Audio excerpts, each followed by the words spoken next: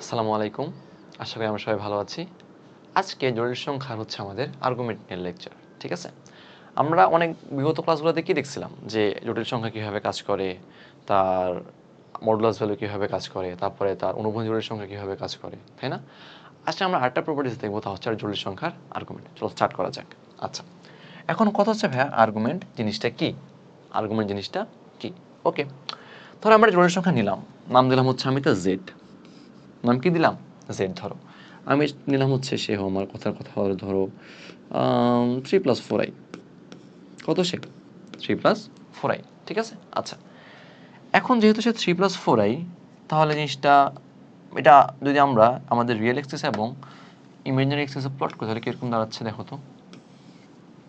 এটা আমাদের কী হতো? এটা আমাদের রিয়েল এক্সিস ছিল, এটা কী ছিল? ইমাজিনারি এক্সিস, তাই না? রিয়েল এক্সিস এবং ইমাজিনারি এক্সিস, তাই তো? আচ্ছা, তাহলে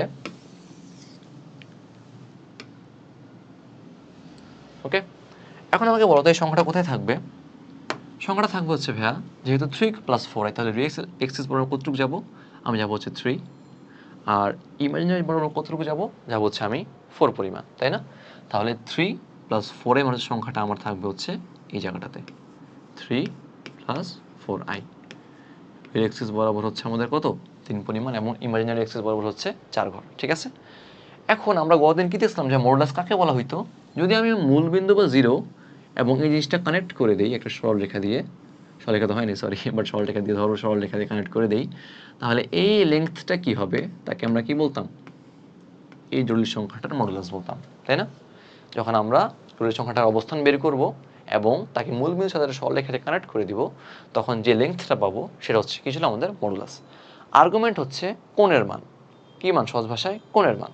তুমি যে কানেকশনটা ঘটাইলা, ঘটানোর পরে এই লাইনটা যেই অ্যাঙ্গেলটা তৈরি করতেছে, যে কি তৈরি করতেছে, যে অ্যাঙ্গেলটা তৈরি করতেছে থিটা, এটাকে বলা হচ্ছে আর্গুমেন্ট অফ জেড। এভাবে লেখা হয় আর কি, যে আর্গুমেন্ট ব্র্যাকেটে জেড মানে হচ্ছে আর্গুমেন্ট অফ জেড। বুঝতে পারছি? আচ্ছা, তাহলে জিনিসটা কি দাঁড়াচ্ছে ভাইয়া? আসলে আমার আর্গুমেন্ট জিনিসটাকে এটা কোণের মান, কোণের মানটা কীভাবে ডিফাইন করা হচ্ছে? যে আমি যখন মডেলের জন্য রেখাটা টানবো, সেই রেখাটা কতটুকু কোণ তৈরি করছে।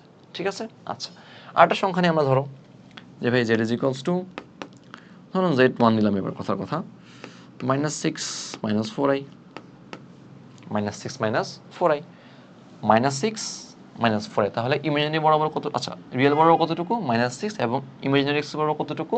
-4। তাহলে -6 - 4 জিনিসটা এখানে হবে, তাই তো? তো আমি আবার কানেক্ট করে দিলাম, আমি আবার কী করলাম? কানেক্ট করে দিলাম, তাই না? আচ্ছা, এখন একটা কনফিউশন জাগতে পারে, ভাই কনফিউশনটা কি? আপনি বলছেন ভাই রিয়েল এক্সিসের পজিটিভ সাইডের সাথে যে কোণটা তৈরি করে মডুলাস রেখাটা, তাই না? রিয়েল এক্সিসের পজিটিভ সাইডের সাথে মডুলাস রেখাটা যে কোণ তৈরি করে। এখন ভাই ধরেন কথার কথা, কেউ যদি এই কোণটা নেয়, কেউ যদি বলে যে আর্গুমেন্ট হচ্ছে এইটা,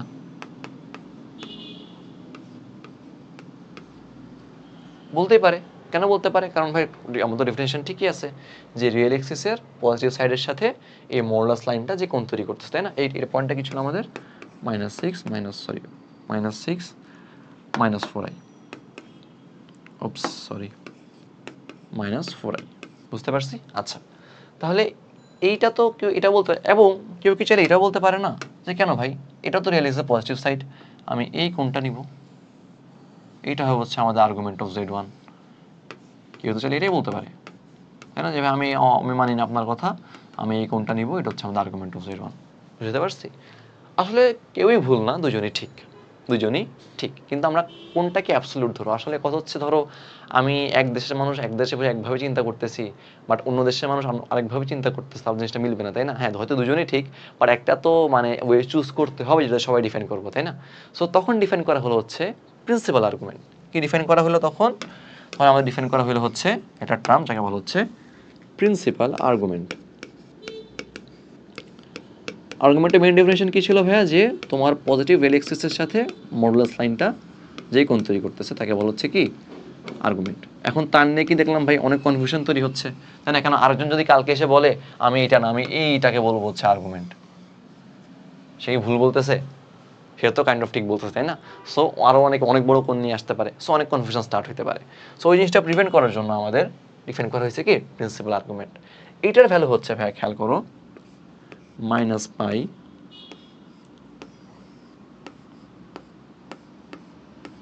এইটা হচ্ছে আমাদের প্রিন্সিপাল আর্গুমেন্টের ডেফিনিশন। মানে আমাদের থিটাটা কি হবে ভাইয়া, মাইনাস পাই থেকে বড় কিন্তু পাইয়ের সমান বা তার থেকে ছোট।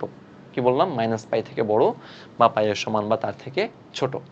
তাহলে আমাকে বলো তো, তার মানে আমি যদি আরেকটা এক্সেস দেখাই তোমাকে একে, তাহলে আমি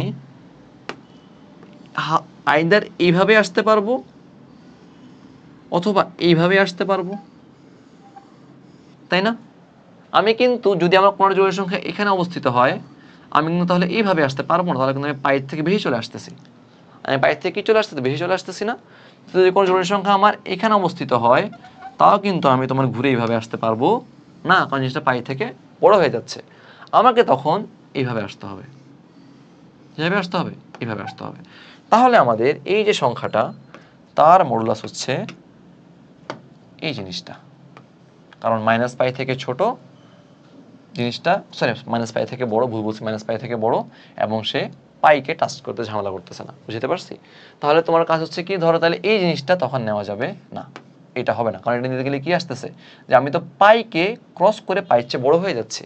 বাট প্রিন্সিপাল আর্গুমেন্ট কি ডিফাইন করতেছে ভাইয়া, পাইয়ের চেয়ে ছোট বা পাইয়ের সমান হইতে হবে, এর চেয়ে বড় হইতে পারবে না। বুঝতে পারছি? ধরো আরেকটা জরুরি সংখ্যা আমাদের কথা দাঁড়াও, তোমাদের আরেকটা উদাহরণ দেখাই। ধরো আমাদের আরেকটা জরুরি সংখ্যা এভাবে আছে, ধরো সে আসে হচ্ছে এখানে, ধরো তার মান দিলাম আমি কথা যে কি দেওয়া যায়, -3 + 6i, -3 + 6i। তাহলে সে আমাদের এখানে থাকবে না? অবশ্যই আমাদের এখানে থাকবে, তাই তো? যদি সে আমাদের এখানে থাকে, তাহলে আমরা কি বলবো এবার, যে প্রিন্সিপাল আর্গুমেন্ট, আর্গুমেন্ট তো অনেক কিছু হতে পারে, বাট প্রিন্সিপাল আর্গুমেন্টটার মেন ডিফাইন কেস ধরা হয়।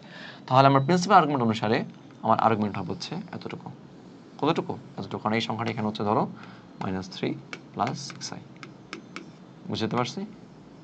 ক্লিয়ার? তো এটা ওকে বলবো হচ্ছে আমরা থিটা বা সংখ্যাটার আর্গুমেন্ট। বোঝা গেল? ওকে।